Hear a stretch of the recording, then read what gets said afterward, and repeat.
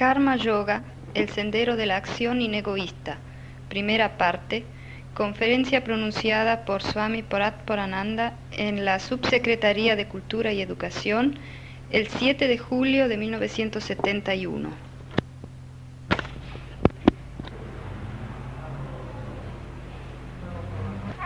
Muchos de ustedes han oído acerca del yoga. Sin embargo, es necesario tener una idea clara con respecto a qué se llama yoga.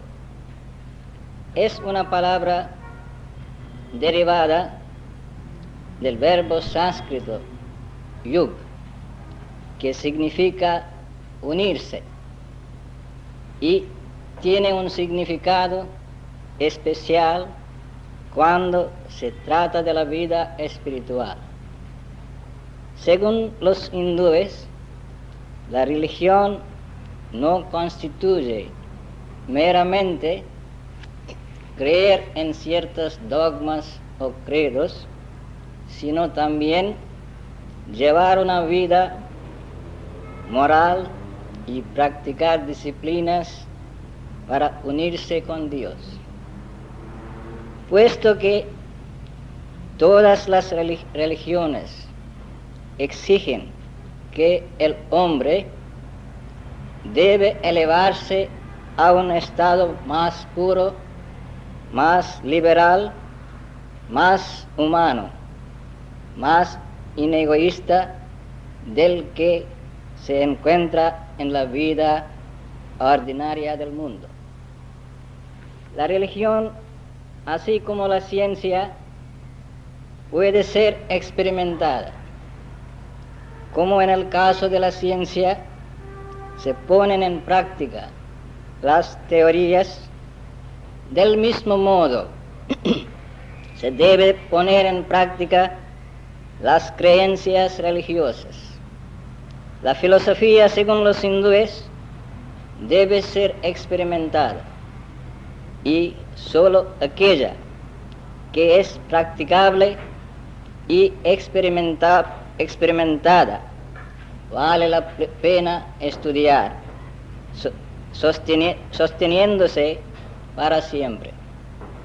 Una cultura o civilización fundada sobre esa base de práctica no muere, sino que da alimento para la vida, no solamente de un hombre de aquí o de allá, sino también para un país, más aún para el mundo entero.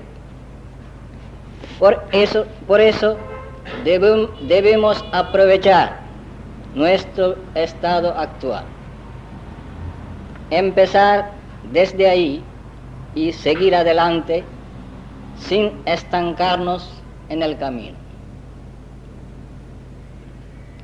El Durlabham trayamevaitat daivanugrahakarakam manusyatvam mumukshатvam mahaburusha samshraya.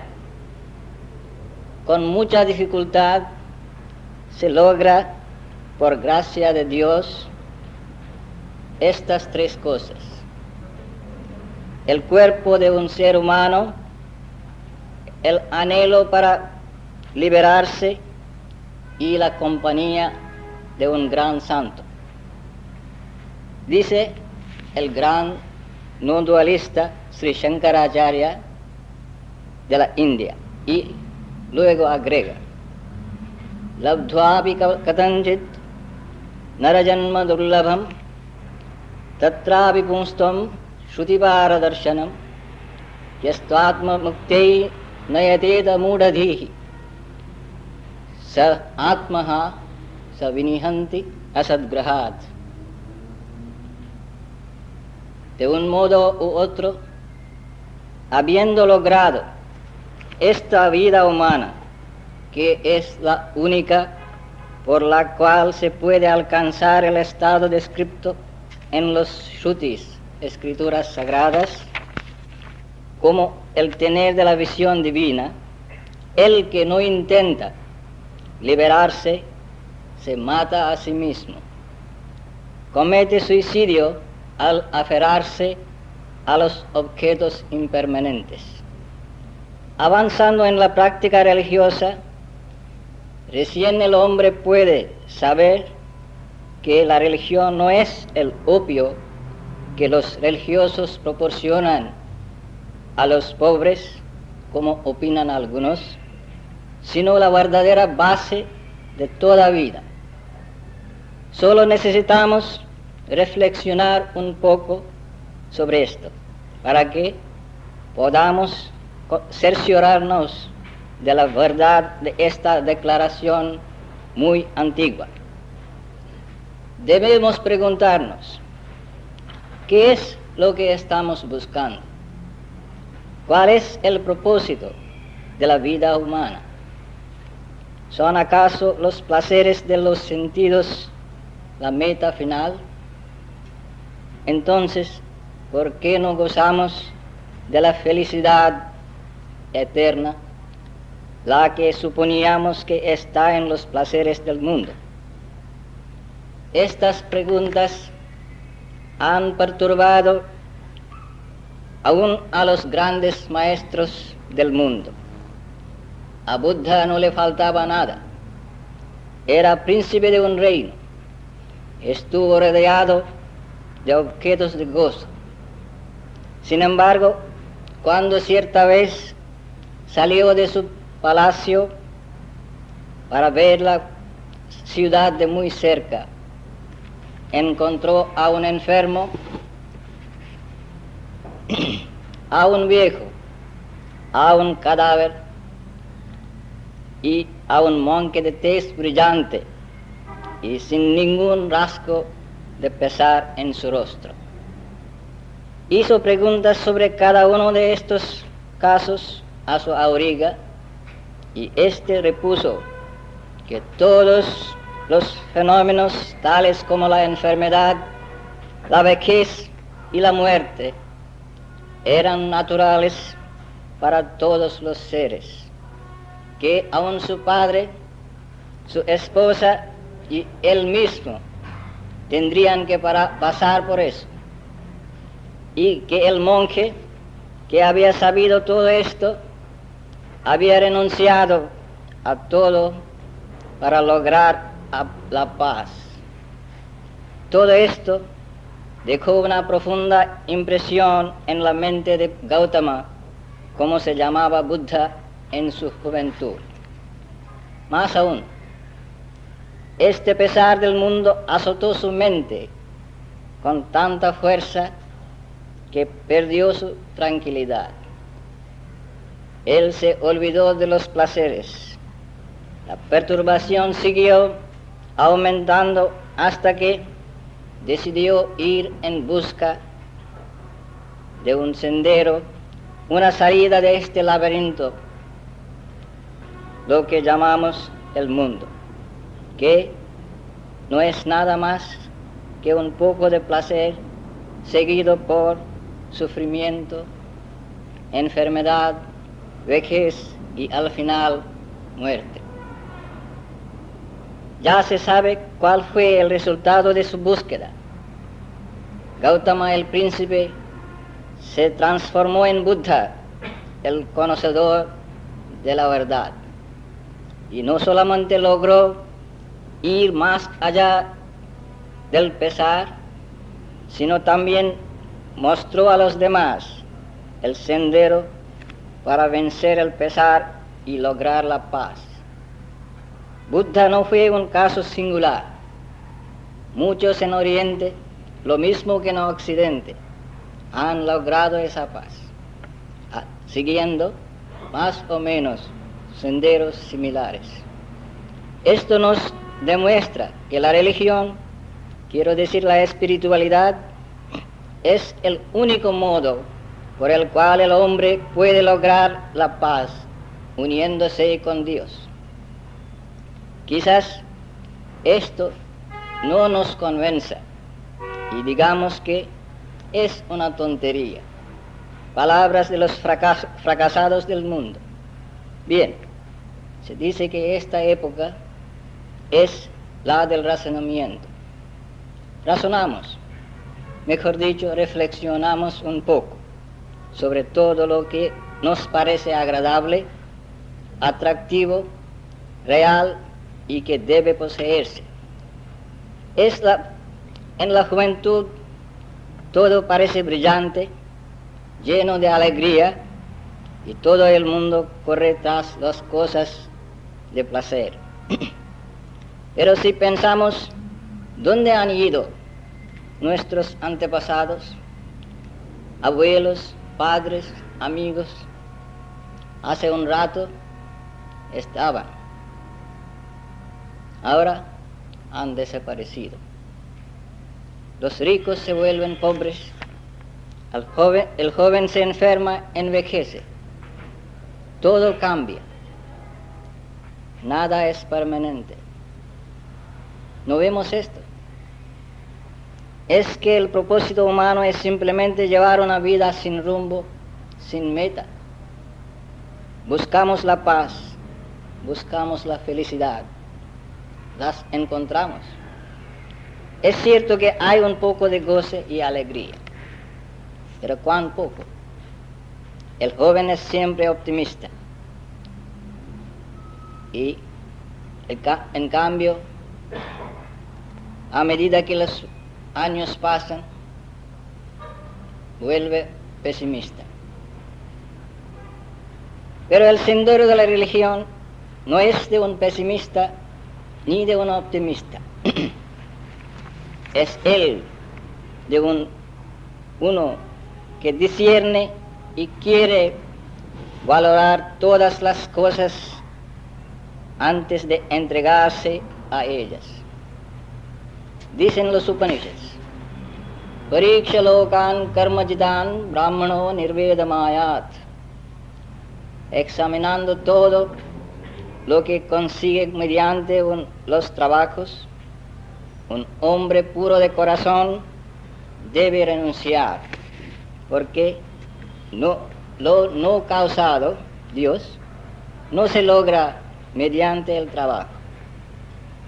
Es cierto que la palabra renunciación es dura de comprender en esta época de tantas atracciones, pero no hay otro método para alcanzar la paz.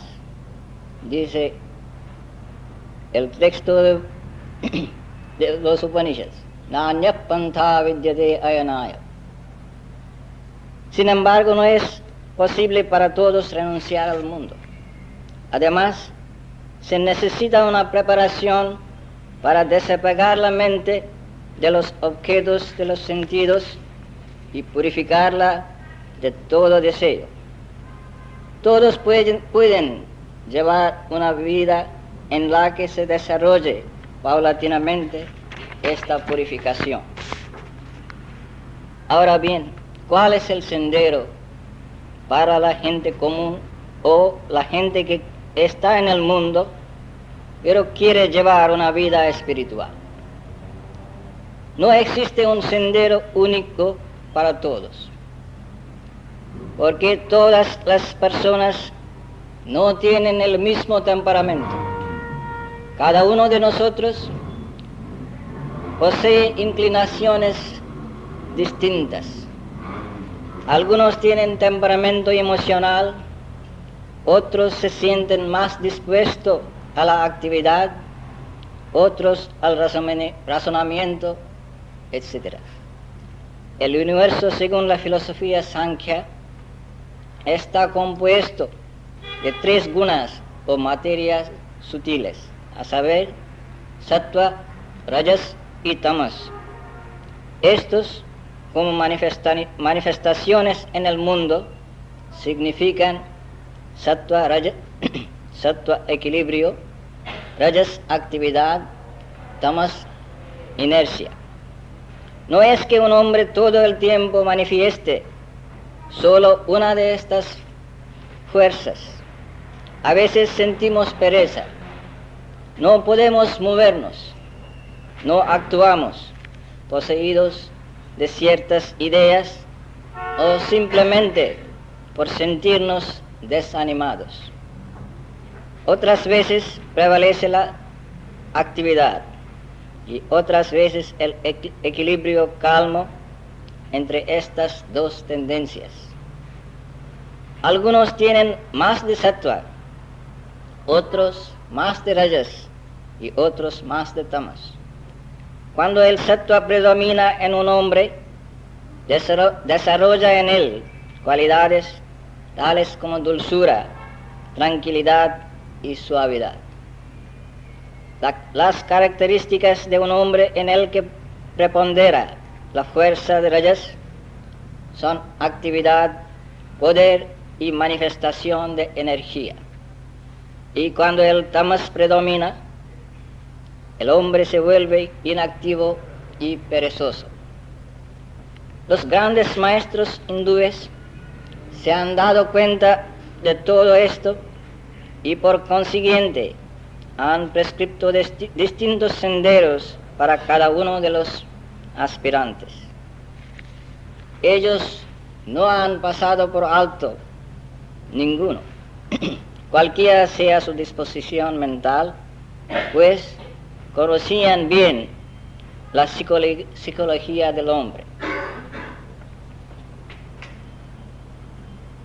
De ahí que nos presentan generalmente 4 senderos: el de conocimiento, el de karma o acción y no egoísta, el de devoción y el de control psíquico. No es posible presentar una idea clara y acabada de todos estos senderos en un corto tiempo. Por eso tomamos uno por uno. Hoy, como fue anunciado, el tema es Karma Yoga, el sendero para unirse con Dios mediante la acción inegoísta. Karma es una palabra sánscrita que significa acción. También la palabra ha adquirido, debido al uso, el significado de efectos de las acciones. Con relación a la metafísica, karma a veces lleva el sentido de efectos, cuyas causas eran nuestras acciones pasadas. Pero en el Karma Yoga se trata simplemente de palabra karma en el significado de acción. La meta de la humanidad es el conocimiento. Ese es el único ideal presentado ante nosotros por la filosofía oriental. El placer no es la meta del hombre, sino el conocimiento. El placer y la felicidad se terminan. Es un error suponer que el placer es la meta. La causa de todos los trastornos y miserias que hallamos en el mundo es el creer tontamente en el placer como el ideal y luchar para lograrlo.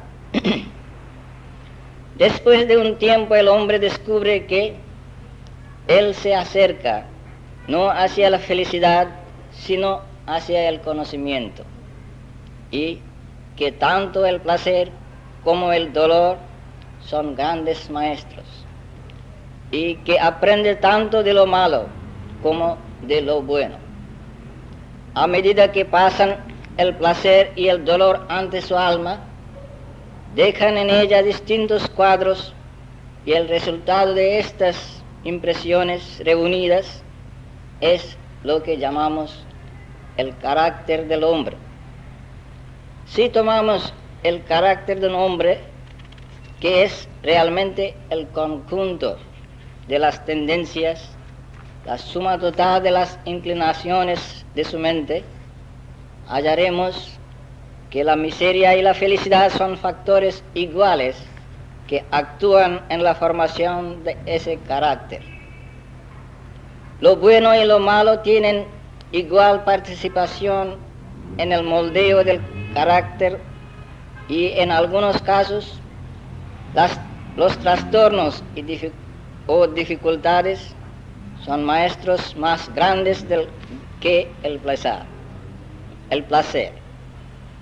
estudiando los grandes caracteres que el mundo ha producido, se puede decir sin cometer error que en la mayoría de los casos se hallará que fue la miseria la que enseñó más que el placer. Fue la pobreza la que enseñó más que la riqueza. Fueron los golpes más que la alabanza los que más sacaron afuera su fuego interior. Así pues, la creencia en la ley de karma no es fatalismo. Más bien, esta teoría hace hincapié en que somos nosotros los que hemos fabricado nuestra vida. Quiere decir que nadie sino nosotros somos culpables o responsables por nuestra desgracia o felicidad. Y está en nuestro poder deshacer lo que somos y elevarnos a nuestra gloria prístina, que es la divinidad, que es la existencia, conocimiento, dicha absoluta. Porque no somos meros cuerpos y mente u organismos físico-mentales. El cuerpo se muere, pero hay algo que siempre existe. ¿Qué es lo que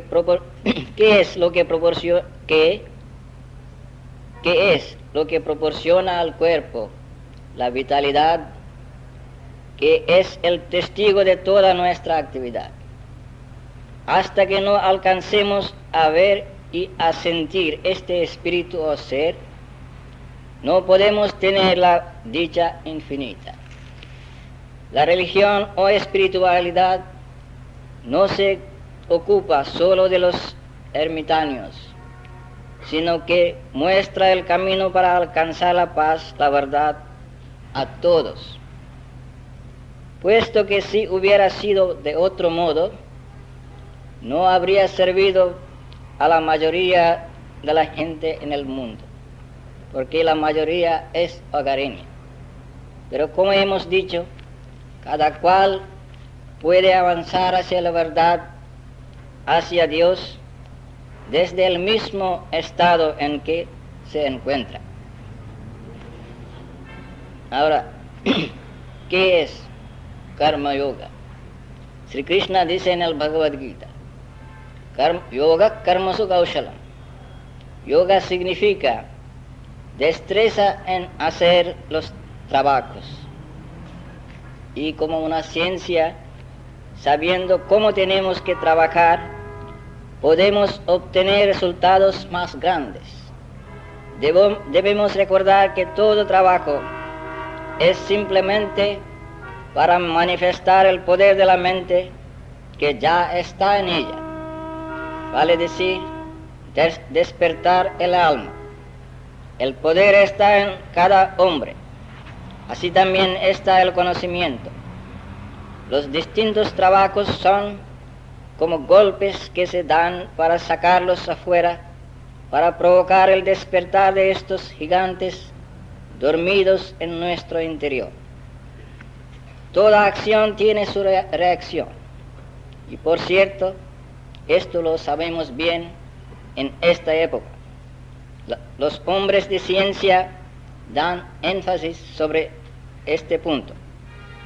Swami Vivekananda, el gran discípulo de Sri Ramakrishna, quien difundió este mensaje de Vedanta en Occidente, decía: lo que constituye el macrocosmo también constituye el microcosmo. Así pues, lo que es cierto acerca del mundo exterior lo es del mundo interno de la mente. También dicen Upanishads, Yadeveha Tadamutra. Lo que está en el más allá también está aquí. Este dicho puede interpretarse de dos maneras. Uno desde el punto de vista de devoción y otro desde el punto de vista de conocimiento. El primero considera a los seres humanos como hijos de Dios. Por lo tanto, debemos tratar a todos de igual manera. Más aún, tratar de la manera en que nos comportamos con nosotros mismos. El concepto de igualdad, fraternidad y libertad sobre el cual hacemos tanto hincapié tiene sentido solamente si está fundado sobre esta base.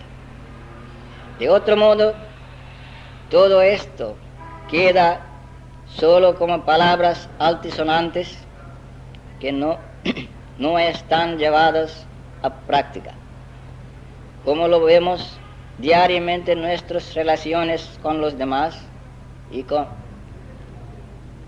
desde el punto de vista del jnana o conocimiento. El mundo y toda la creación es la manifestación de lo supremo. Nuestra naturaleza verdadera es la divinidad. Todo ser es divino. Entonces, ¿cómo es posible para aquel que quiere alcanzar lo supremo, el Atman o ser, hacer distinción entre unas personas y otras? Sri Krishna dice en el Bhagavad Gita, aquel yogi que percibe su propio ser Atman manifestado en todos los seres y todos los seres en su propio ser, es el que ha alcanzado la unión con lo supremo y la percepción de la igualdad en todo. Esta es la reiteración del antiguo dicho de las Upanishads. Yastu sarvani bhutani atmanyevana pashyati sarvabhuteshu chatmanam tatona vijugupsade. Aquel que percibe íntimamente a su Atman en todos los seres, ve también todos los seres estar en su propio alma. Por lo tanto, no odia a nadie. Estos son datos proporcionados por los sabios que han alcanzado este estado y no una teoría. No es que esto ocurrió en un tiempo pasado y que no puede suceder más. Sri Ramakrishna, a quien millones de hindúes consideran como una encarnación divina, también recalca esta verdad. Dijo él esta vez, debemos servir a la humanidad considerándola como Shiva mismo o la divinidad misma. Podemos tomar cualquiera de estos dos puntos de vista y seguirlo hacia la libertad, la dicha, hacia Dios, porque la plena libertad y dicha está solamente en Dios. Buddha no habló sobre Dios, pero era un karma yogi del grado más elevado. Estaba dispuesto para salvar, dando su propia vida, hasta una cabrita que iba a ser sacrificada. El conocimiento es inherente en el hombre. Ningún conocimiento viene de afuera, todo está adentro. Lo que decimos que un hombre sabe, debemos decir en el lenguaje estricto de psicología, que es lo que él descubre. Lo que un hombre realmente aprende es lo que descubre, sacando las cubiertas que tapan a su propia alma, que es una mina de conocimiento infinito. Todo conocimiento, ya sea secular o espiritual, está en la mente humana. En la mayoría de los casos no es descubierto, pero queda tapado, y en cuanto estamos sacando la cubierta poco a poco, decimos, estamos aprendiendo. Y se adelanta en el conocimiento, y a medida que se avanza en este proceso de destapar, el hombre en quien este velo está levantándose es el más sabio. Por el contrario, es ignorante el hombre cuyo velo es muy grueso, y el hombre cuyo velo se ha desvanecido por completo es omnisapiente. Como el fuego existe en el pedernal, del mismo modo el conocimiento existe en la mente. La sugestión es la fricción que lo saca afuera. Lo mismo sucede con nuestros sentimientos y acciones, nuestras lágrimas y sonrisas, nuestras alegrías y pesares, nuestros llantos y risas, nuestras maldiciones y bendiciones, nuestras alabanzas y críticas. Si estudiamos con calma nuestras propias almas, podemos hallar que en cada uno de estos estados ha salido desde adentro nuestro mediante sendos golpes. El resultado es lo que somos. Todos estos golpes tomados conjuntamente son llamados karma, trabajo, acción. Cada golpe, sea mental o físico, que se da al alma, mediante el cual se saca el fuego, por así decirlo, y por el cual se descubre el poder y el conocimiento del alma, constituye el karma, cuando interpretamos esta palabra en su más amplio significado. Así, todos nosotros hacemos karma todo el tiempo. Hablar, escuchar, respirar, caminar, todo es karma. Cada acto que hacemos, sea mental o físico, es karma y deja su impresión en nosotros. Hay algunos trabajos que son, por decirlo así, el conjunto, la suma total de un gran número de pequeños trabajos. Si nos paramos en la playa del mar y escuchamos las olas que golpean sobre la arena, cabe decir que es un gran ruido. Sin embargo, sabemos que cada ola está en realidad compuesta de millones y millones de olas pequeñísimas. Cada una de ellas hace ruido. Sin embargo, no nos damos cuenta de ello. Es solamente cuando se juntan y se forma el gran conjunto que lo oímos. Del mismo modo, cada pulsación del corazón es trabajo. Sentimos ciertas clases de trabajo y se hacen tangibles para nosotros, pero estos, a su vez, son conjuntos de numerosos pequeños actos. Si quieren realmente juzgar el carácter de un hombre, no miren hacia sus grandes obras. Todos los tontos pueden transformarse en héroes en algún u otro momento. Observen las acciones comunes de un hombre. En realidad, estas son cosas que revelarán ante ustedes el carácter real de un gran hombre. Las grandes ocasiones despiertan hasta a los seres humanos más bajos a cierto tipo de grandeza, pero solo aquel hombre cuyo carácter es siempre grande, igual doquiera que él esté, es realmente grande. El karma en su efecto sobre el carácter es el poder más tremendo de que el hombre debe cuidarse. El hombre es, por decirlo así, un centro y atrae hacia sí mismo todos los poderes del universo. Funde a todos en este centro y de nuevo los despacha en un gran corriente. Con este centro es el hombre verdadero, el todopoderoso, el omnisciente, y atrae todo el universo hacia sí mismo, lo bueno y lo malo, la miseria y la felicidad. Todo se apresura hacia él y se aferran a él, y de ello él moldea la poderosa corriente llamada carácter y la proyecta hacia afuera. Así como tiene poder de atraer cualquier cosa, también tiene poder para proyectarla.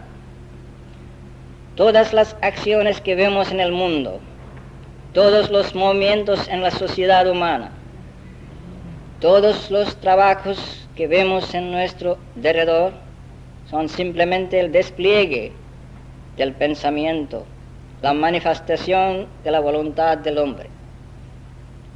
Máquinas o instrumentos, ciudades, barcos, aviones, todas estas cosas son simplemente la manifestación de la voluntad del hombre. Y esta voluntad es producida por el carácter y a su vez, es manufacturada por el karma. Según el karma, es la manifestación de la voluntad. Los hombres de voluntad poderosa que el mundo ha producido habían sido tremendos trabajadores, almas gigantescas con voluntades tan poderosas como para revolucionar los mundos, voluntades que consiguieron mediante trabajo persistente a través de siglos y siglos. Tal voluntad gigantesca como la de un Buddha no podía lograrse en una vida. Sabemos quién era su padre, un príncipe de un pequeño estado que quizás nunca pensó en hacer bien a los demás. Había habido en el mundo millones y millones de príncipes como el padre de Buddha. Si hubiera sido solo un caso de transmisión hereditaria, ¿cómo se explica que este pequeño príncipe, a quien quizás sus propios servidores no obedecían, engendrara ese hijo a quien adora medio mundo? No se puede resolver esto mediante la teoría de herencia.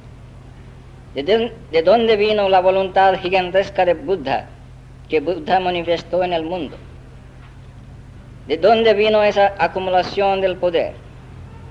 Debió haber estado a través de siglos y siglos creciendo más y más, continuamente, hasta que estallara sobre la sociedad en forma de un Buddha, cuyo efecto se siente hasta hoy día.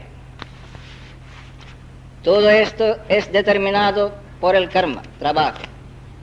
Nadie puede lograr nada a menos que lo gane.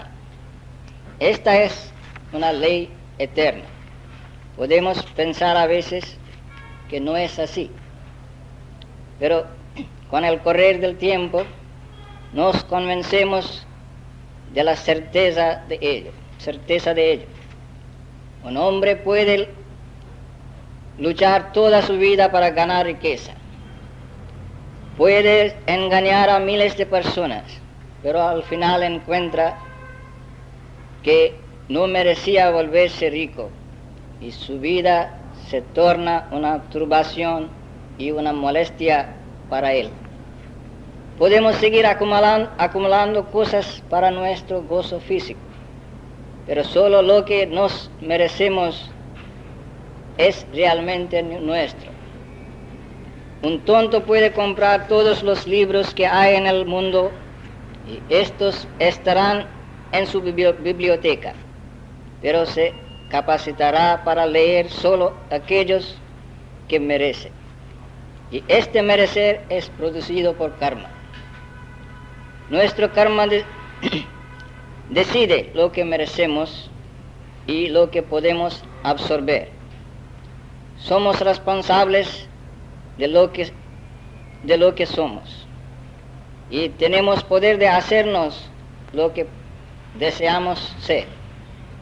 Si lo que somos ahora ha sido el resultado de nuestras acciones pasadas, por cierto, sigue que lo que deseamos ser en el futuro puede ser fabricado por nuestras acciones actuales.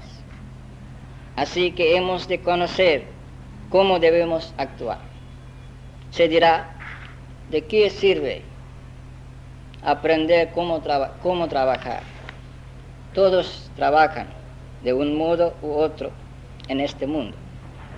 Pero hay una cosa que se llama malgastar la energía. El hombre trabaja teniendo varios motivos. No podría haber trabajo sin motivo. Algunos quieren obtener fama y trabajar para ello. Otros quieren dinero y trabajan para ganarlo. Otros desean poder y trabajan para obtener poder. Otros quieren ir al cielo y trabajan para eso. Otros trabajan como una penitencia, hacen todo tipo de actos viciosos, luego construyen un templo o hacen caridad para conseguir un pasaporte al cielo. Ellos creen que este tipo de beneficencia les librará y saldrán ilesos de sus actos viciosos. Tales son algunos de los varios motivos para trabajar. Trabajar por trabajar. Hay quienes realmente son la sal de la tierra en todos los países y trabajan por el trabajo. A quienes no les importa el renombre, fama, ni ir al cielo. Trabajan simplemente porque resultará bien de ello. Hay otros que hacen bien a los pobres y ayudan a la humanidad con motivos aún más elevados, porque creen en hacer bien y aman lo bueno. El motivo de renombre y fama rara vez da resultados inmediatos. Estos nos llegan cuando somos viejos y ya casi acabamos con la vida. Si un hombre trabaja sin ningún motivo egoísta, no logra nada. Sí, logra lo más elevado. El inegoísmo paga más, solo que la gente no tiene paciencia para practicarlo. Paga más aún desde el punto de vista de la salud. Amor, verdad e inegoísmo no son simplemente figuras morales del habla, sino que constituyen nuestro ideal más elevado, porque en ellos hay tanta manifestación de poder. En primer lugar, un hombre que pueda trabajar durante 5 días o aún 5 minutos, sin ningún motivo egoísta, sin pensar en el futuro, el cielo, el castigo o cosas por el estilo, tiene en él la capacidad de transformarse en un poderoso gigante moral. Es difícil de hacerlo. Sin embargo, en nuestro profundo interior conocemos su valor y el bien que resulta de ello. Este control tremendo es la manifestación más grande del poder. El autocontrol es una manifestación de poder más grande que toda acción exterior. Un carruaje tirado por 4 caballos puede correr con rapidez cuesta abajo por una colina sin restricción alguna.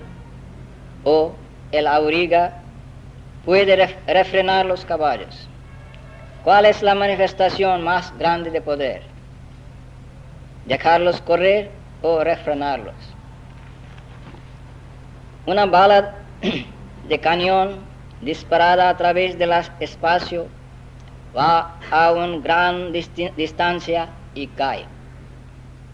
Otra se ve impedida en su recorrido por una muralla y el impacto engendra intenso calor. Del mismo modo, toda energía que se proyecta hacia afuera siguiendo un motivo egoísta es malgastada. No causará que el poder vuelva a nosotros, pero si la refrenamos, causará el desarrollo del poder. Este autocontrol tenderá a producir una voluntad poderosa, un carácter que engendrará un Buddha. Los tontos no conocen este secreto. No obstante, quieren gobernar la humanidad. No debemos despreciar ni siquiera los trabajos más ínfimos. Que el hombre que no es buen conocedor trabaje para fines egoístas, para renombre y fama, pero todos deben trabajar siempre para alcanzar motivos más y más elevados y comprenderlos. Dice el Bhagavad Gita, tienes derecho a trabajar, pero no a sus resultados. No se cuente con los resultados. ¿Por qué dar importancia a ellos? Si queremos ayudar a un hombre, nunca debemos pensar cuál ha de ser la actitud de ese hombre hacia nosotros. Si queremos hacer un gran o buen trabajo, no hemos de pensar cuál será el resultado. Debemos trabajar y al mismo tiempo buscar el motivo que nos da el impulso. Y casi sin excepción en los primeros años, hallaremos que nuestros motivos son siempre egoístas. Pero este egoísmo poco a poco se derretirá mediante la persistencia, hasta que al final llegará el momento en que podremos trabajar inegoístamente. Todos nosotros podemos esperar que algún día, a medida que luchemos a través del diario vivir, llegue el momento en que nos volvamos perfectamente inegoístas. Y el momento en que lo alcancemos, todos nuestros poderes se concentrarán y se manifestará el conocimiento que es nuestro propio.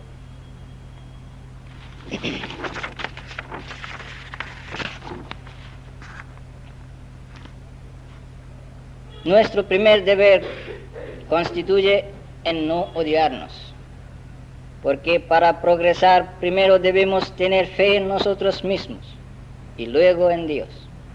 Aquel que no tiene fe en sí mismo jamás puede tener fe en Dios. Por lo tanto, la única alternativa que nos queda es reconocer que el deber varía según circunstancias diferentes. Esta es la idea principal del Karma Yoga.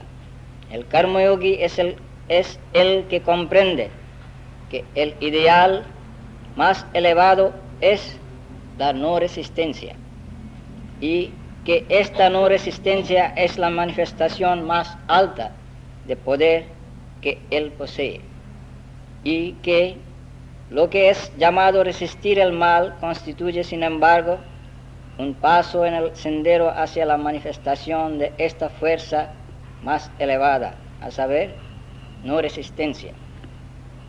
Antes de alcanzar este ideal más elevado, el deber del hombre es resistir el mal, que trabaje y luche. Solo entonces, cuando ha logrado la fuerza de resistir, la no resistencia será una virtud. Cada hombre debe elegir su propio ideal y esforzarse para lograrlo. Este es el sendero más seguro para progresar. Más seguro que seguir los ideales de los demás, los que jamás pueden ser alcanzados por él. Los hindúes, desde tiempo inmemorial, han reconocido esto y han permitido a cada uno seguir su ideal según la circunstancia en que se encuentra.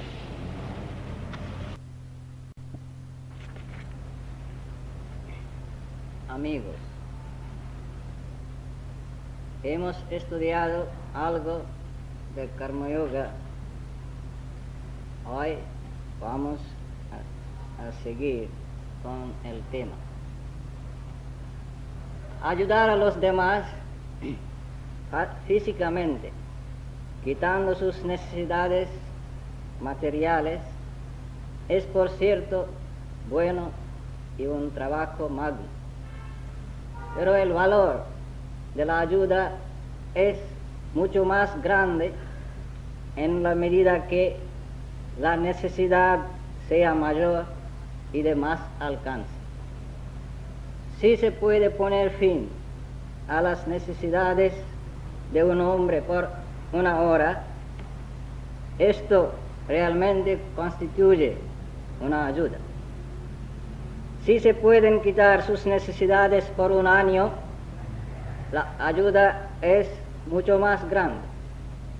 Y si se puede poner fin a sus necesidades para siempre, esta será la ayuda más grande de todas las que pueden proporcionársele. Sin embargo, esto no es posible en el plano material. Solo el conocimiento espiritual es la única cosa que puede destruir para siempre nuestra miseria. Todo otro conocimiento nos satisface solo por un corto tiempo. Es solo mediante el conocimiento del espíritu que el sentimiento de necesidad es aniquilada para siempre. Pero por eso la ayuda espiritual es la más elevada que se puede brindar al hombre. Aquel que proporciona ayuda espiritual es el benefactor más grande de la humanidad. Por consiguiente, siempre hallamos que aquellas personas que ayudaron al hombre en sus necesidades espirituales fueron las más poderosas, porque la espiritualidad constituye la base real de todas nuestras actividades de la vida. Un hombre fuerte y sano espiritualmente será fuerte en todos los otros aspectos, si él quiere. Mientras no haya fuerza espiritual en el hombre, no puede siquiera satisfacer bien sus necesidades físicas o materiales. La ayuda intelectual merece un grado más bajo. Sin embargo, esa ayuda es muy superior a la de alimento y ropa. Sin embargo, esa ayuda es aún superior a la de salvar la vida de un hombre, pues la vida real del hombre consiste en el conocimiento.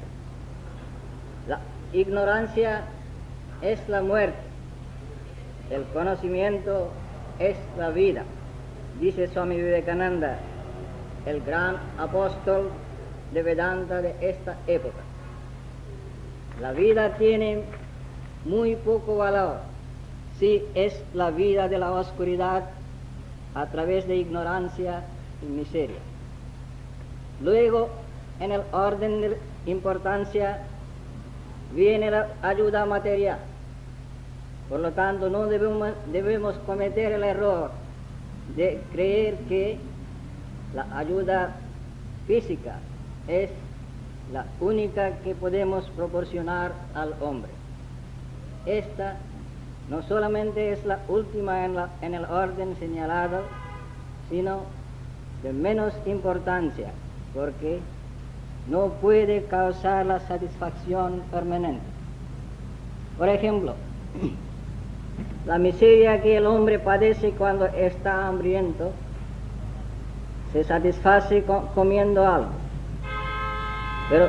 pero el hambre surge de nuevo. La miseria solo puede cesar cuando no le hace falta nada. Entonces el hambre no le hará miserable. Ningún trastorno, ningún pesar podrá conmoverlo. Así pues, aquella ayuda que nos hace sentir fuertes espiritualmente es la más elevada. Luego viene la ayuda intelectual y después de esta, la ayuda material. No se pueden curar las miserias del mundo solo por medio de la ayuda material. Hasta que la naturaleza del hombre se cambie, surgirán estas necesidades físicas y se sentirá la miseria. La única solución de este problema consistiría en que la humanidad se hiciera pura. La ignorancia es la madre de todo mal y toda miseria que percibimos. Que los hombres tengan la luz, que sean puros y espiritualmente fuertes e instruidos. Solo entonces cesará la miseria en el mundo, nunca antes.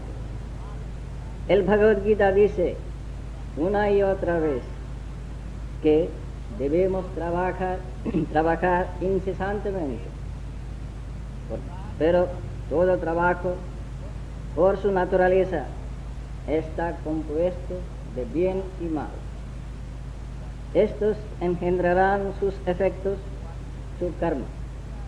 Los actos buenos nos brindarán resultados buenos y los malos producirán efectos malos. Pero tanto lo bueno como lo malo es ligadura para el ser.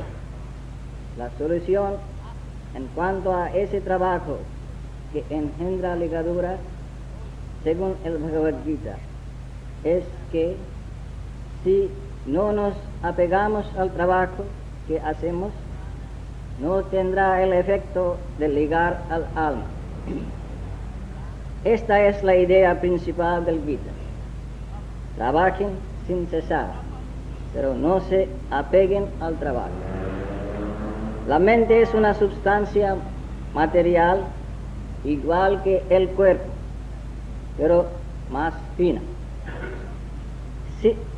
Se la puede comparar con un lago y toda actividad con las piedras que se arrojan en él. Las piedras levantan olas sobre su superficie y también dejan marcas en el fondo.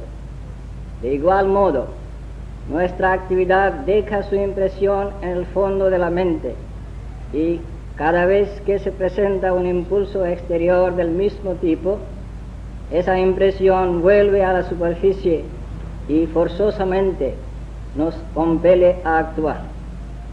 Esa impresión se llama en sánscrito samskara o tendencia inherente. Lo que somos cada momento está determinado por la suma total de esas impresiones en la mente. Esto es realmente lo que llamamos el carácter. Si un hombre oye constantemente malas palabras, piensa en pensamientos viles y hace malas acciones, su mente se llenará de impresiones malas. Y éstas tendrán influencia sobre sus pensamientos y actos sin que esté consciente de ello. En realidad, estas malas impresiones trabajan siempre y el resultado habrá de ser malo. Y ese hombre será una persona malvada. No puede evitarlo. La suma total de las impresiones, por decirlo así, lo empujan a hacer malas acciones. Él se convierte en una máquina en las manos de esas impresiones. De igual modo, si un hombre piensa en buenos pensamientos y hace buenas obras, la suma total de esas impresiones será buena y éstas le obligan a hacer el bien, a pesar de sí mismo. Vale decir, todos sus actos se dirigen hacia lo bueno, aunque él no haga ningún esfuerzo conscientemente para hacerlo. no puede dañar a nadie. Cuando el hombre se establece así en el carácter y como la tortuga que retira sus miembros dentro del caparazón, asimismo retira todos sus órganos de los sentidos, se vuelve firme en sus motivaciones y pensamientos. Ningún objeto puede atraerle. En ese hombre de carácter, es ese hombre de carácter firme quien puede trabajar sin apego alguno, mediante el buen pensamiento constante, desarrolla una fuerte tendencia para hacer bien. Pero hay algo aún superior a esa tendencia, y es el deseo de liberarse. Debemos recordar que la meta de todos los yogas consiste en la liberación. Todos los yogas conducen de igual manera a la liberación. Liberación significa plena libertad, libertad de la ligadura, tanto de lo bueno como de lo malo, porque la cadena de oro ata al hombre de igual modo que la cadena de hierro. Si hay una espina en el dedo, la sacamos por medio de otra espina. Luego tiramos ambas. No tenemos necesidad de guardar la segunda espina, porque después de todo, las dos son espinas. Del mismo modo, tenemos que contrarrestar las malas tendencias con las buenas. Debemos poner fin a las tendencias en la mente mediante nuevas olas de las buenas, hasta que al final todo lo que es malo desaparezca o sea subyugado. Pero después debemos también vencer las buenas tendencias. Así el hombre apegado se vuelve desapegado. Trabajemos sin cesar, hagamos grandes obras, pero no permitamos que esto deje ninguna impresión profunda en nuestra mente. ¿Cómo podemos hacerlo? Vemos que la impresión de cualquier acción a la cual nos aferramos queda. Por ejemplo, podemos encontrarnos con centenares de personas durante el día, y entre ellas quizá una de quien nos enamoramos, y al retirarnos a la noche podemos tratar de recordar todos los rostros que vimos, pero solo aparece ante nuestra mente aquel rostro que hemos visto quizás durante un minuto y que nos gustó. Todos los demás se han desvanecido. Nuestro apego a esta persona causó una impresión profunda en nuestra mente, más que las de los rostros de las demás. Y a medida que aparece aquel rostro en nuestra mente, deja un efecto cada vez mayor. Por eso debemos ser desapegados. Trabajemos sin cesar, pero no permitamos que ninguna acción deje su impresión en la mente.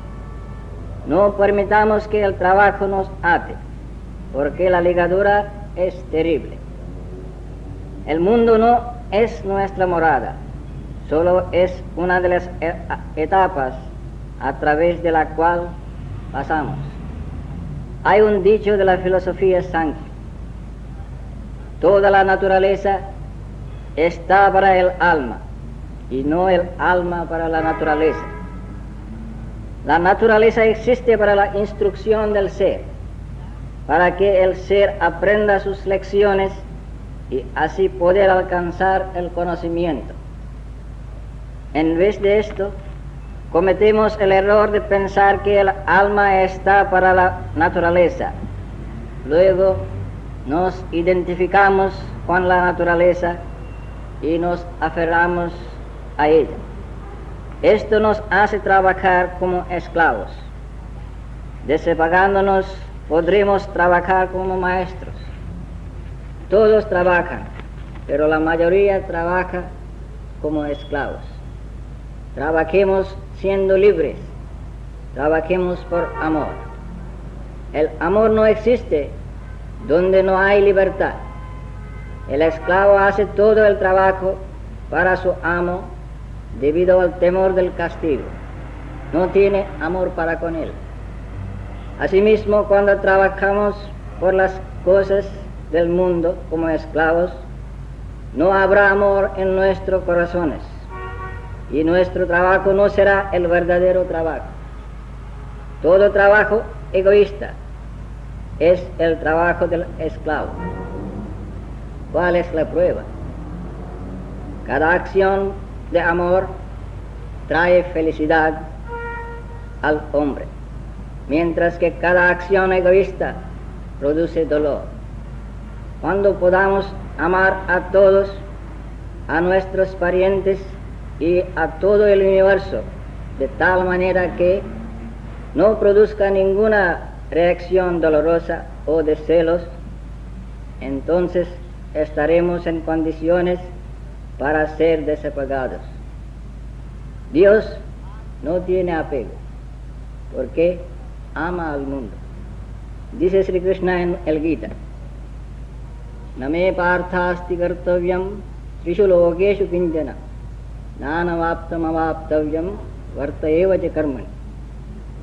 Mira, oh Arjuna, yo no tengo ningún deber que cumplir, ni hay nada que quiera lograr. Sin embargo, siempre me ocupo en el trabajo. Si yo no actuara, perecería todo el universo. Este amor nos conduce al desapego. Todo otro amor solo consiste en atracción física y causa dolor con el transcurso del tiempo. Amamos a nuestros hijos, pedimos algo de ellos como recompensa. Es nuestro deber trabajar para ellos. Y ahí termina el asunto. Debemos tener la misma actitud cuando hacemos algo para el bien de una persona, de una sociedad o ciudad. Cuando trabajamos esperando algo, ya sea recompensa, renombre, fama o gratitud, viene el apego. Impedimos nuestro progreso espiritual si pensamos obtener recompensa del trabajo. Más aún, al final esta actitud nos hace miserables. Hay otro método en que la idea de caridad inegoísta puede ponerse en práctica. Este es considerar al trabajo como adoración. Dice Sri Krishna en el Bhagavad Gita: Yat karoshi yadasnasi yad juhosi dadasi yat tapasyasi kaunteya tat kurushva madarpanam. Oh hijo de Kunti, Arjuna, ofréceme todo lo que haces, todo lo que comes, todo lo que sacrificas, todo lo que das, todo lo que hace como austeridad. Así estarás libre de las ligaduras del trabajo en la forma de sus resultados buenos y malos. En cuanto hacemos todo como adoración a Dios, entonces no tenemos ningún derecho de esperar algo por parte de la humanidad. Swami Vivekananda relata una historia que ilustra esta idea de abnegación. Dice, cierta vez los hermanos Pándavas, hermanos de Arjuna, hicieron un gran sacrificio y además les dieron muchos regalos a los pobres. La gente expresó gran asombro sobre la magnificencia del sacrificio.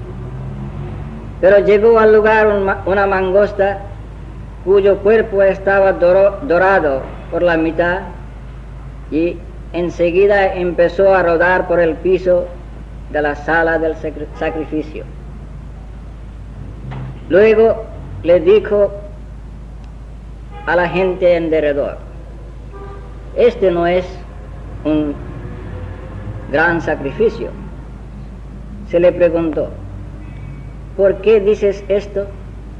La mangosta contestó, he visto un sacrificio mucho más grande. Cierta vez hubo un terrible hambre en cierto lugar. La gente moría en gran número. Allí vivía un pobre brahmin con su esposa, su hijo y su nuera. Después de no haber comido nada durante 3 días, tras mucho esfuerzo, el brahmin tuvo suerte de recoger algo de alimento y lo trajo a la casa. La esposa preparó la comida y estaban por sentarse a comer cuando justo en ese momento alguien golpeó a la puerta. El brahmin la abrió y vio un hombre casi reducido a un esqueleto, quien dijo que ya no había comido durante varios días y se moría de hambre. El brahmin le hizo sentar y le dio su parte de comida. El hombre la comió, pero dijo que ya no podía soportar más el hambre. Entonces la esposa le ofreció la parte que le tocaba a ella. Esto tampoco pudo satisfacer al hambriento. Luego el hijo y la nuera le ofrecieron sus porciones de comida, y cuando el huésped hubo terminado de comer todo, quedó satisfecho y bendiciéndoles se despidió de ellos. Aquella noche toda la familia murió de hambre.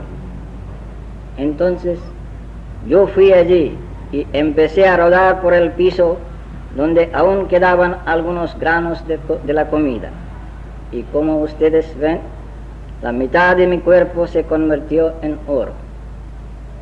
Desde entonces estoy buscando por todas las partes del mundo un sacrificio tan magno como aquel, pero hasta ahora no he encontrado ninguno.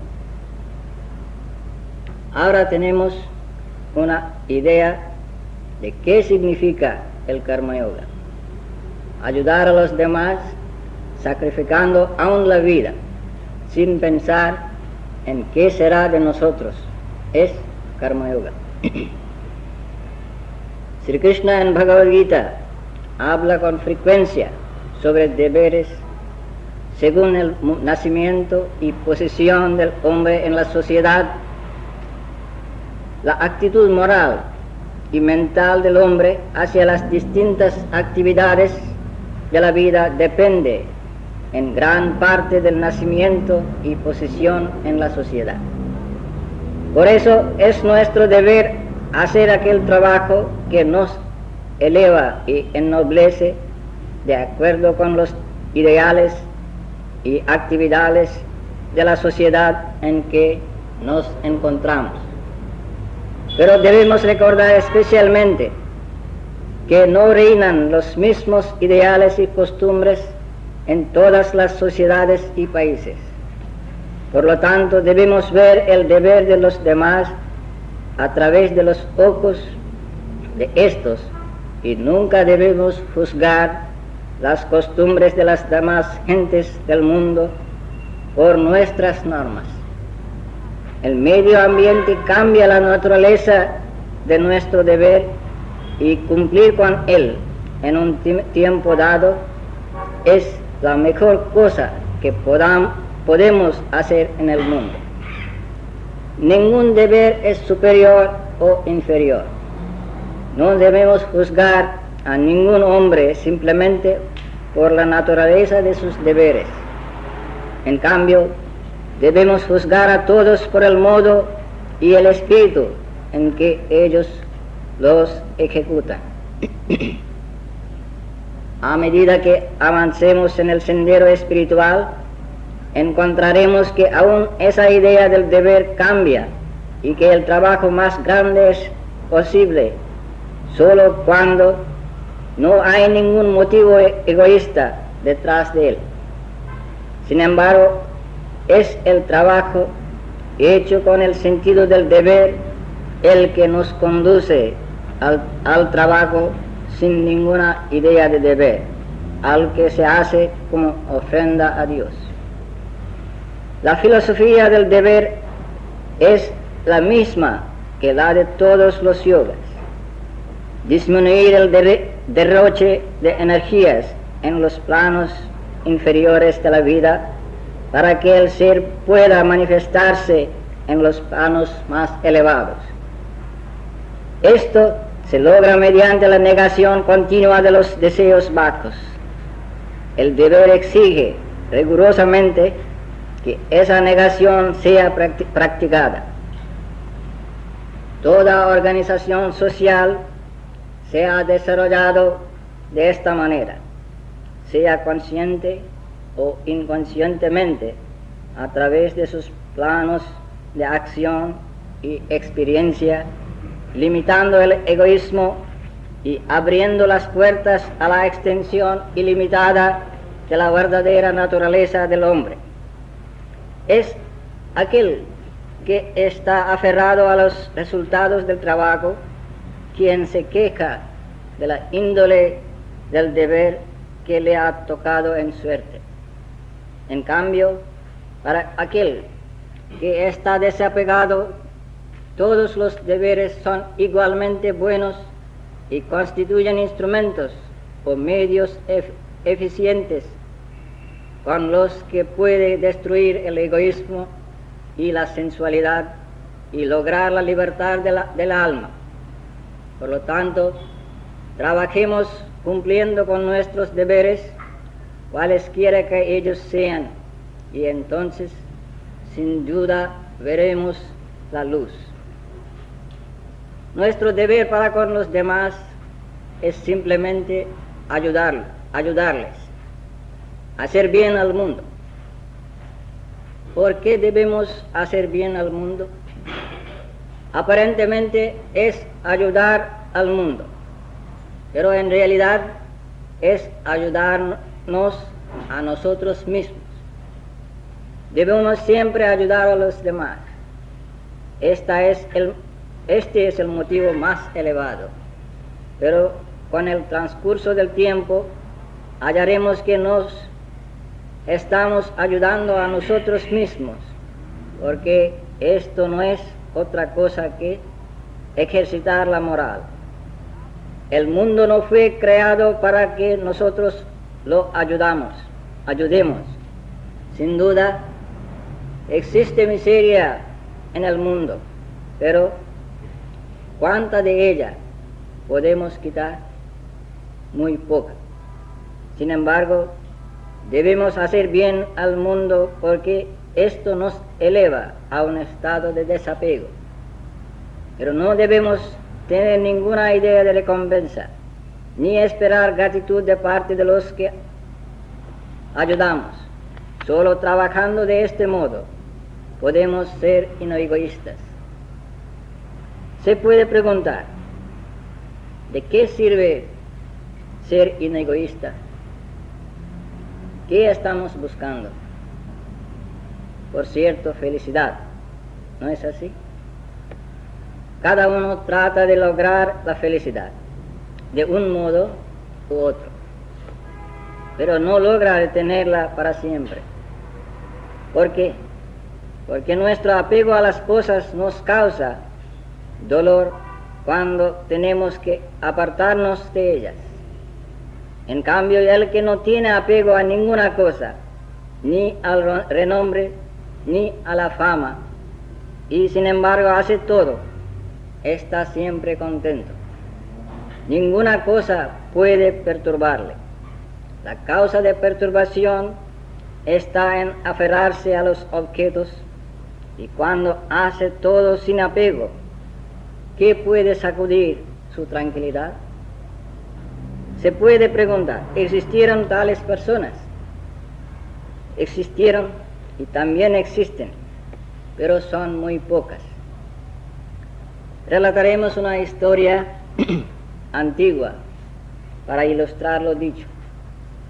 En la antigua India había un gran sabio llamado Vyasa. Vyasa fue quien escribió los aforismos del Vedanta. Él tenía un hijo que se llamaba Shukadeva, quien desde el nacimiento era puro, perfecto. El padre le enseñó todo lo que sabía y luego lo mandó a Janaka, quien tenía el sobrenombre Videha. Videha significa el que no tiene conciencia del cuerpo. Era un rey y sin embargo no tenía apego a ninguna cosa, ni sentía el cuerpo. Shuka fue al palacio de este Janaka, quien había previsto que vendría ese joven y había dado instrucciones a los guardias de cómo recibirle. Cuando Shuka llegó a las puertas del palacio, los guardias le dieron un asiento para que se sentara y no mostraron más interés en él. Era hijo de un gran sabio a quien todo el país honraba y él mismo era una persona respetable. Sin embargo, los guardias no le rindieron ninguna pleitesía. Permaneció así durante 3 días sin que mostrara o sintiera disgusto o enojo alguno. El 4º día los ministros del rey fueron a encontrarse con él y le agasajaron con toda pompa. Le regalaron vestidos maravillosos y le llevaron a una habitación. El rostro sereno de Shuka no mostró ningún cambio por el nuevo trato, el que no hizo ninguna impresión en su mente. Estaba tranquilo ahora como estaba antes en la puerta. Al final lo llevaron a la presencia del rey, quien estaba sentado en su trono. Se tocaba música y habían bailes.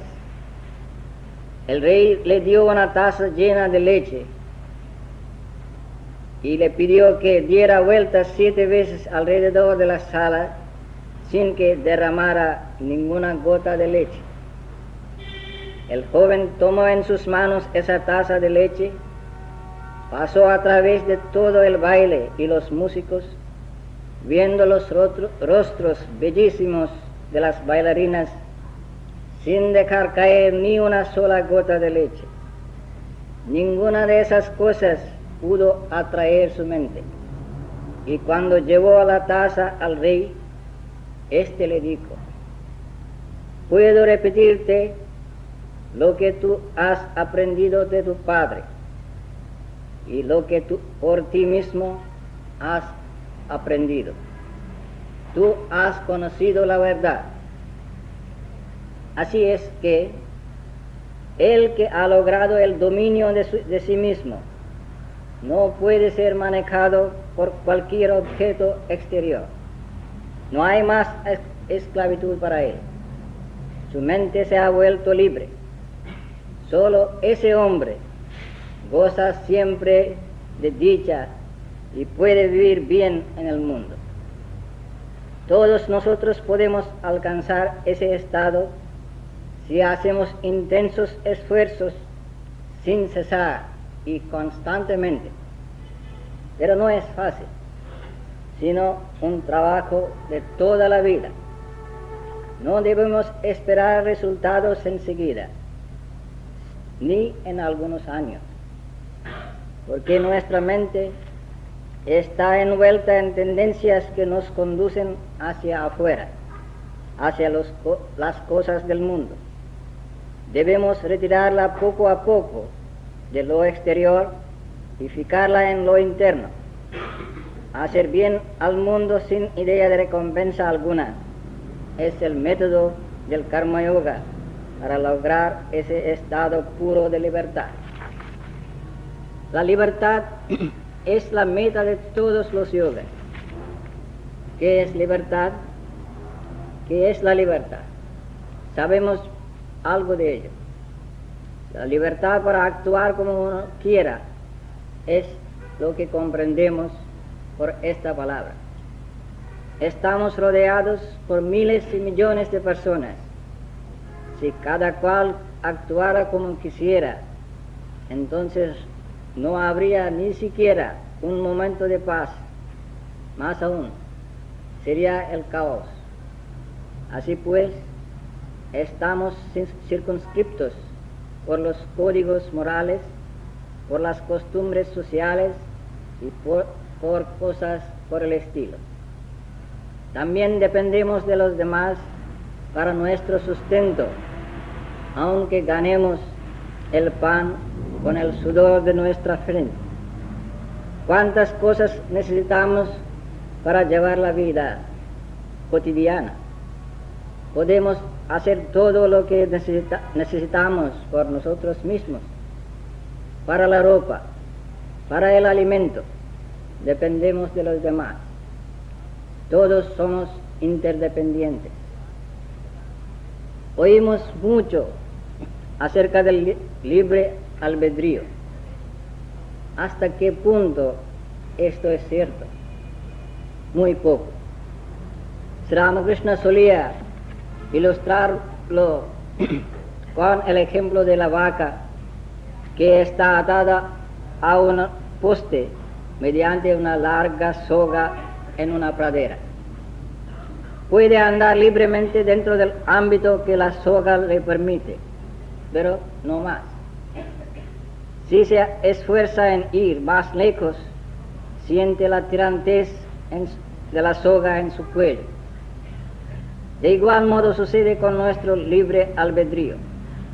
Hasta cierto punto podemos pensar y actuar libremente, pero la mente no puede sondear las cosas del más allá, del espíritu.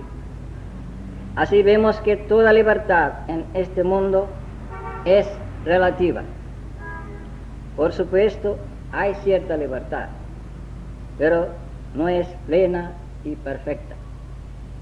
No obstante ello, el deseo de gozar de la plena libertad, eternidad y dicha sigue existiendo en todos, lo cual significa que hay un plano de existencia que es siempre dichoso, consciente y eterno. Eso es lo que llamamos el ser, el espíritu. Solo el ser es libre. Únicamente alcanzando el estado del ser podemos gozar de la libertad. Es en nuestro estado actual, la gran mayoría de nosotros se identifica con el cuerpo y hace todo lo posible para mantenerlo sano y evitar la muerte. Pero si algo es inevitable, es la muerte. Se teme la muerte. ¿Por qué? Porque se cree que esta es la única vida. Y a medida que el hombre se aferra más y más a los objetos mundanos, el temor sigue aumentando. ¿Cómo vencer ese miedo? ¿Cómo enfrentar la muerte? Los yogas nos muestran esto. El Karma Yoga nos enseña cómo tenemos que llevar la vida de hogareño sin que la muerte nos aterrorice. Ramakrishna decía a sus devotos hogareños: vivid en el hogar como la sirvienta vive en la casa del amo. Cuida a los hijos del amo como a los suyos propios. Dice: a mi Hari no le gustan las golosinas.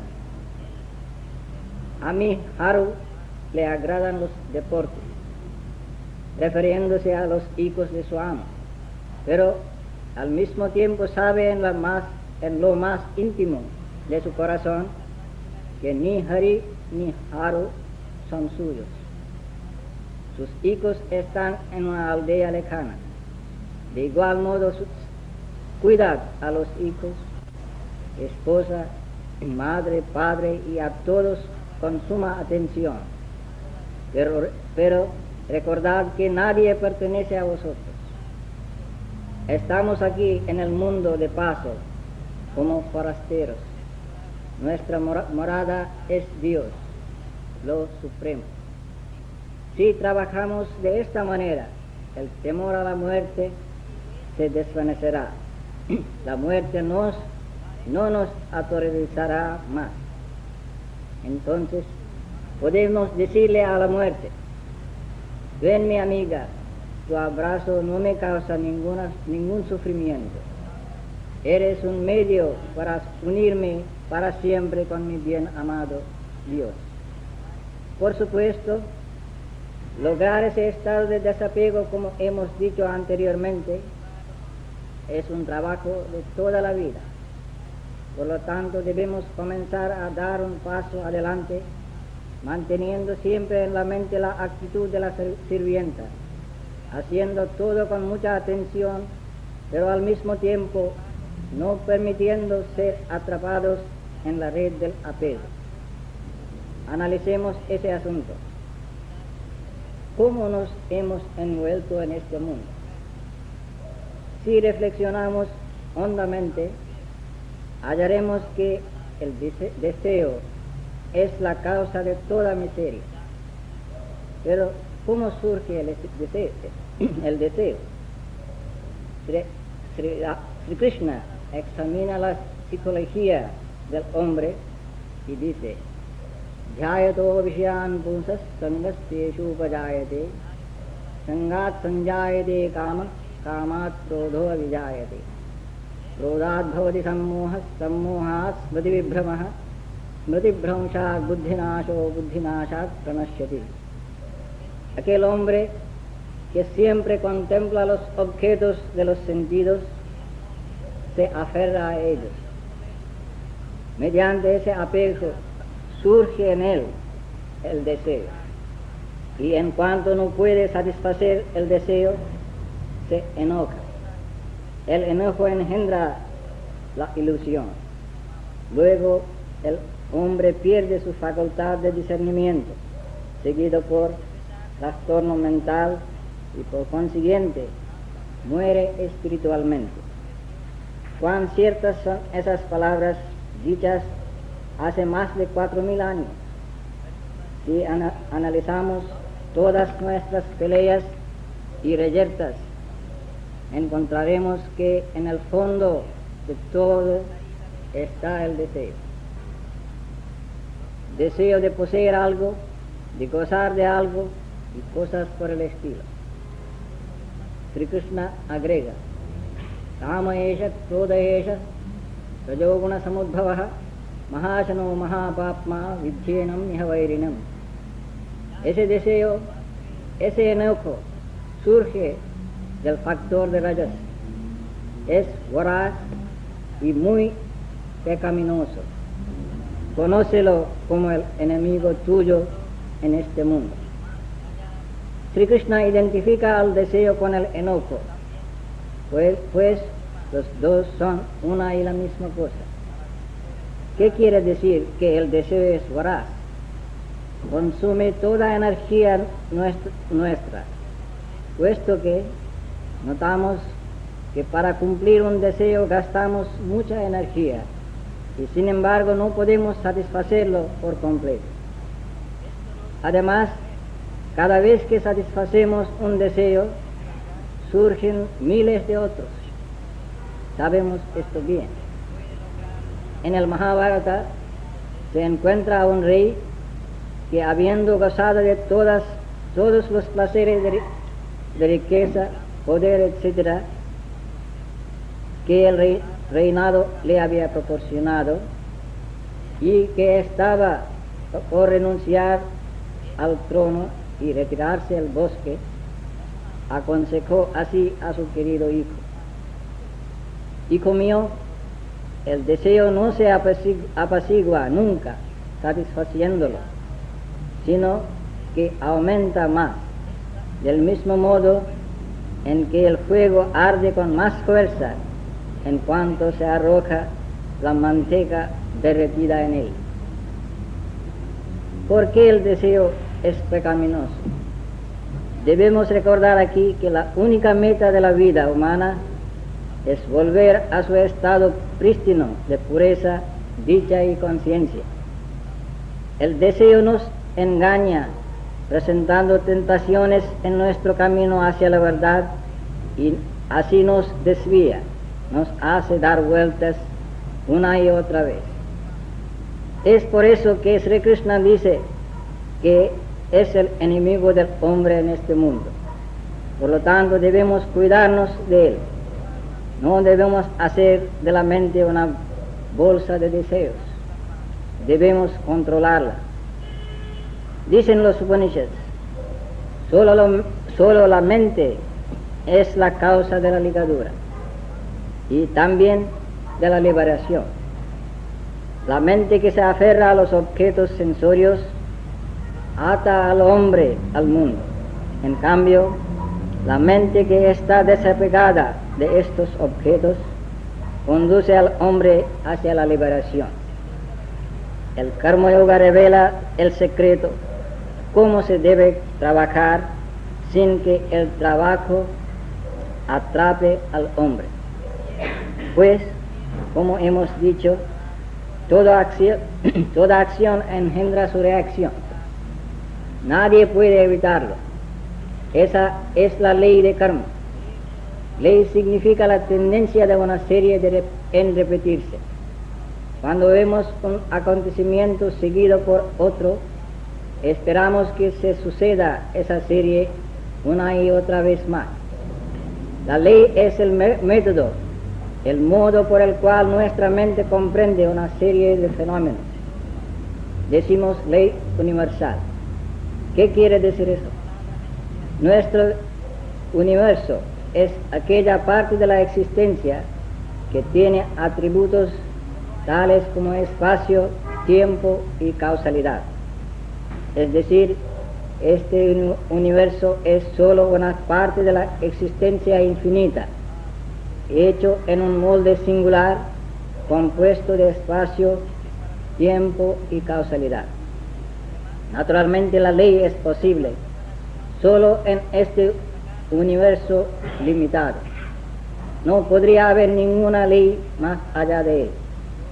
Cuando hablamos del universo, solo queremos significar aquella parte de la existencia limitada por nuestra mente, vale decir, el universo de los sentidos, lo que podemos ver, oír, tocar, oler, sentir o imaginar.